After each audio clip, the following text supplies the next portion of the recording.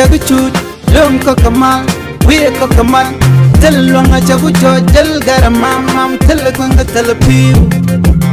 bel to chadak pa kon ramamane biya kamal ka Nuer online tv ka jan gwas me bana roj bana jeling angut kan konore rojanan bana wotin gore je jinder subscribe ki dire nywane ko ken to kon ka panan dan midit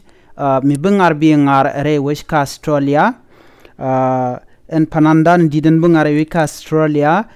jen che toko dong der ben ka Ethiopia dunon tama chala do ba ngara mo ba jaw ngare weshka Australia jen le dan balinga jen gwasame ngai kon mama u town jen panan midit amange twara long te ka dit go chala do jen ba ngara mo ba jangar re wesh ka Australia jen le dan de kon linga jen gwasame biya de goro yen biya nyokani ko kien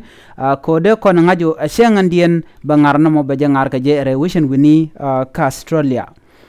ko jen che ngara me che de ben ngar ka Afrika ko je le kwich ngumi che to mo kan ben gajere wish ka Ethiopia dong bele lat kon ka gwasen be dunon temme mandane cha jik le cha jik ki men chalat chala do jen bete ka ngare wish ka Australia jen dan balinga jen gwasme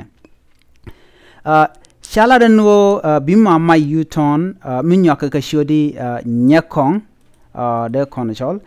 nyakong lwal jen bate ka ngar ka shanka jandaru de badda ka paywal ron kina daru de jandaru de diok ke Saturday re wish ka Australia shikamenen yena mo ngar ba jangar re wish ka Australia ka shanga jandaru de badak ka jan paywal en be me jira mate re wishen wini ka shiler me shilling bi shugoro jin bo shonkel ka panan endit ni mama U-town ko bi rajadan bo lat biolin ka bi loydun ba chote skelen wini bi aja chu support ki bi achonga jakel chala da jen she address de chejelat gwasme de rejek gwar cha gora Osborne chere Michel kel Osborne Avenue Spring Valley bi chu je gwasme ki address de kamisha goro many entry ki yurun kon wonari keke neti ditchu mena gatin tiene bache yoken chagala sin gwasmo chelat bo meni taga dana banawre keje kajen ngaramone chejen nywa kaneti ko kien rewin to gol ko de ken ngarame de kan jaga ja der wogwa ko yenno de yen wadin ka support ki den chonkel kake gore jawo yen biya chuptena shanga mo mi shanga jandar badda ka paywel ron kina daraw wi jandaro diok ke Saturday ke changa bakel ka jok ke de cholbo changa baro ba ka jok mi jiram jidid bi gorjin be nyogane ko ken ko de mama U-town ngar na mo der we gwa ko de jeling ane di atan kon gorje en wode ngar mo de ka chupten re wi ka Australia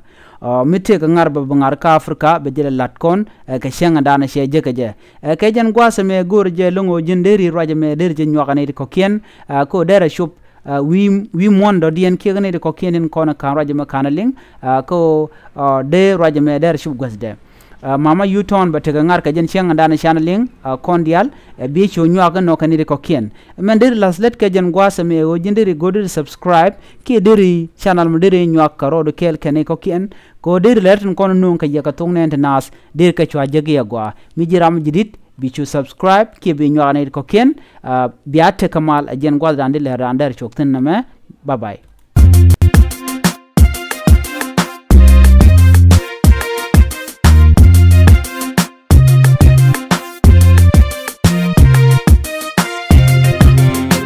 chaguchut lum ko kamal we ko kamal